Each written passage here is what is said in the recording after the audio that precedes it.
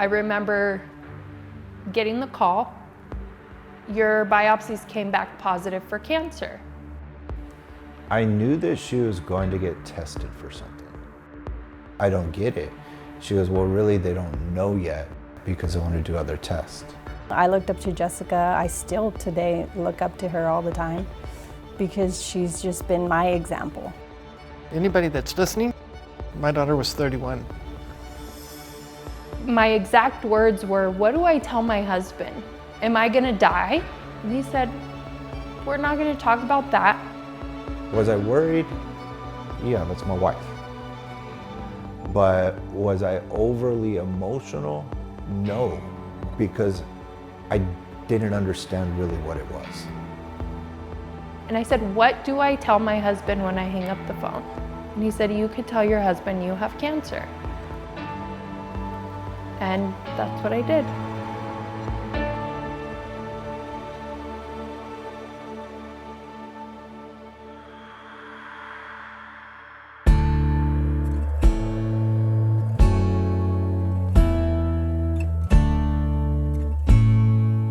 Jessica and I, we went to Oxnard College together and we met at the softball field. She's a competitor. She hates to lose. Not just emotional, but I would say passionate. I was introduced to PHP while I was going to college. I got a scholarship to play softball in the Midwest, and I had no clue what I wanted to do. I was invited to a Memorial Day barbecue actually at a PHP office, and I said, I'm gonna do this business part-time, just kind of pay my way through college because I was still taking out student loans even with the scholarship. And I started making more money part-time than I was making full-time as a server. And that's when I kind of started thinking, what if I treated this more like a career? I started looking at it more like a career, and I went to a big event. And that's kind of when Matt caught my attention. We were both doing the business. He was a single dad. I was young, single in college. So we secretly dated for almost a year, and he proposed.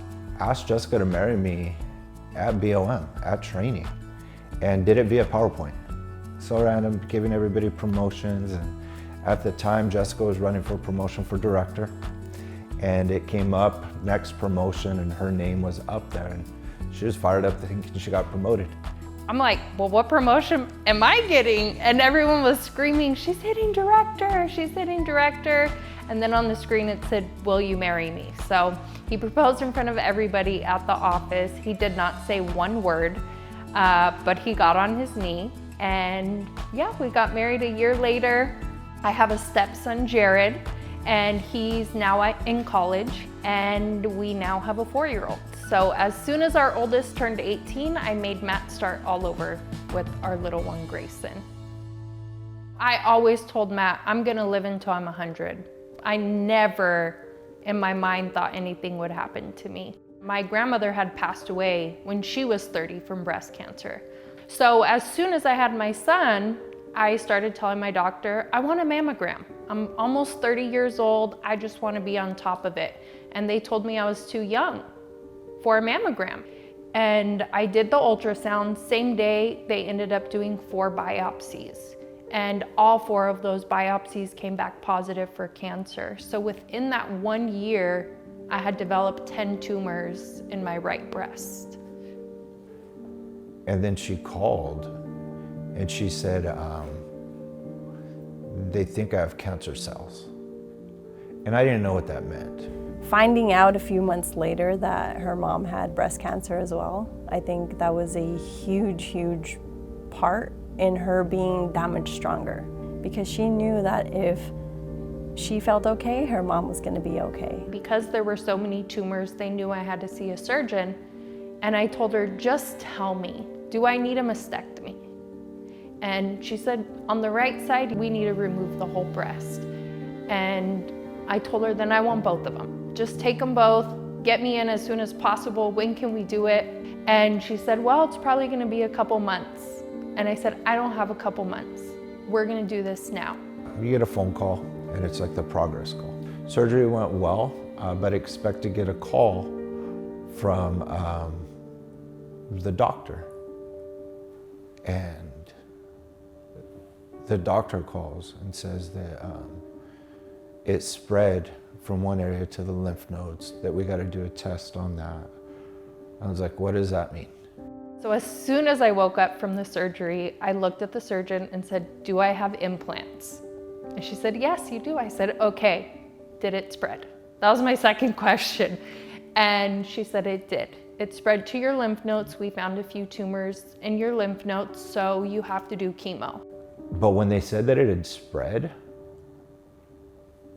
I wanted to get off the phone, go directly to the hospital, and just take her.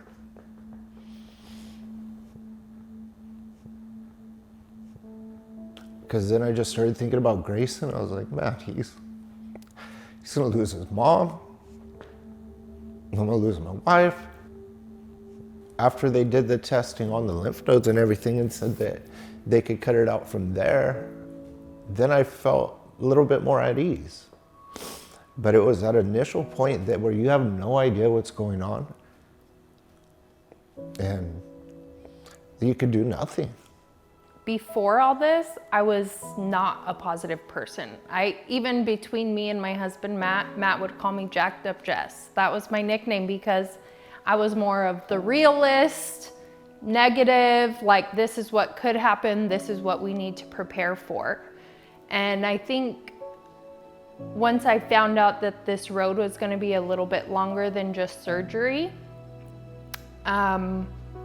I think my positivity came from like, I'm gonna win. I know one of her biggest fears too with breast cancer was losing her hair. And again, this was one of those things that people tell you, oh, it's just hair.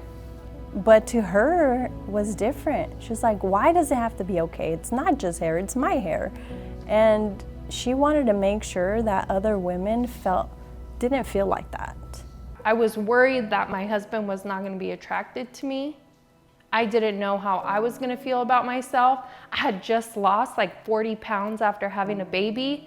You know, I was having a great year in my business. Like I felt like it was the best year of my life. And then it came tumbling down and it was, how are you gonna react to this? And I started making reels, I started making TikToks. Hey guys, we just started our second treatment. The machine is on. I never knew this policy was gonna help save me and my family when I was diagnosed with cancer at 31.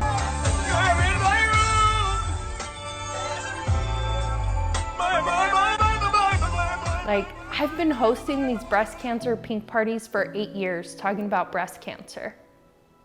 So it was really just an eye-opening thing. Like, if God is gonna give this to me, I know He wants me to tell my story.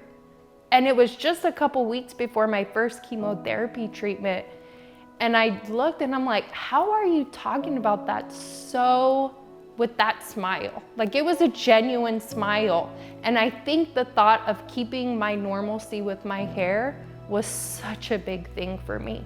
I think if I would have lost my hair, I think my journey would have been a lot different. A couple weeks ago, I had found a lump under my arm and I remember just crying and freaking out because of that lump, because nothing is just a lump anymore. You know, nothing is just a normal mole anymore. Everything is the what if. So the after cancer part, it is hard because you're creating a new normal again. I really feel Jessica's recovery went so well is because of the policy. Because she didn't have to worry about any type of money. All she had to do was worry about her health and her getting better. So all she had to do is worry about her chemo. All she had to do is worry about her diet. All she had to do is worry about her radiation. All she had to do is worry about getting better. I looked up to Jessica. I still today look up to her all the time because she's just been my example.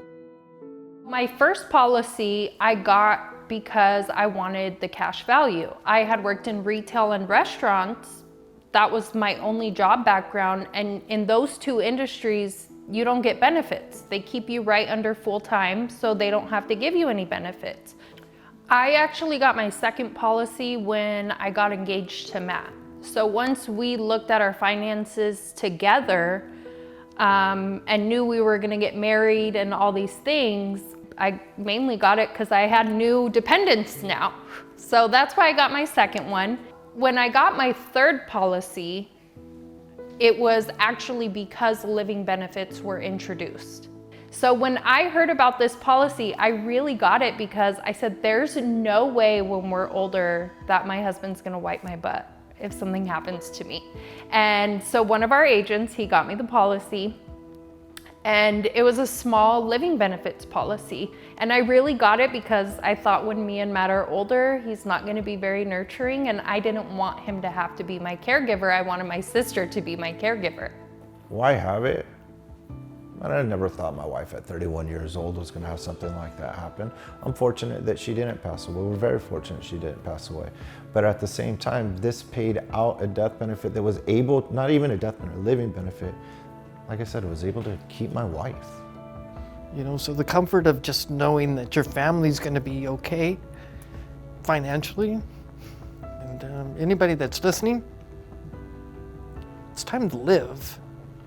I really want people to know how many times, I wish I could just tell them all the times I was in the hospital where someone was crying about money, or they couldn't afford a prescription, or women lost their hair because they didn't want to pay the few $1,000s. They couldn't. As an agent, I know that people need more life insurance. People who don't have life insurance, they need life insurance with living benefits, because I thought I was healthy. I was doing everything anybody could do to prevent having cancer. And I got it at 30 years old. But I got it for when I was 80. But if I would have waited until they said to do everything, my family would not be in the financial situation that we're in today.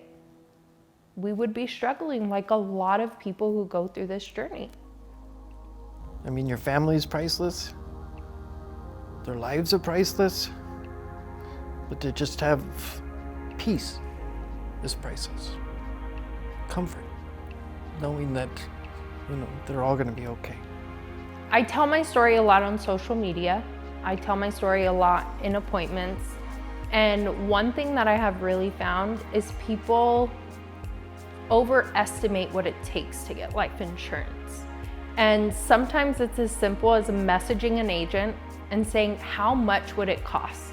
Because once you know, okay, it costs $50 a month, it costs $100 a month, it's only $50 a month to take care of my family and I never have to worry about it again, then you just know what you need to do if that's important to you. So sometimes asking is gonna save us a lot of time about worrying. So for me, every time people would ask like, well, are you still working? And I'm like, yeah, I am still working. Why?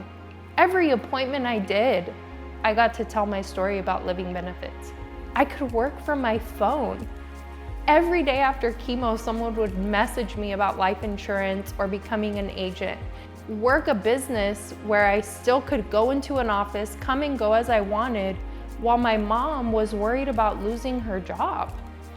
Even thinking now, our family moving from California to Tennessee, if I didn't have that cushion, just that direct deposit going from my insurance, like the peace of mind and the calmness of moving my family across the country, I don't think I would have been in the same place.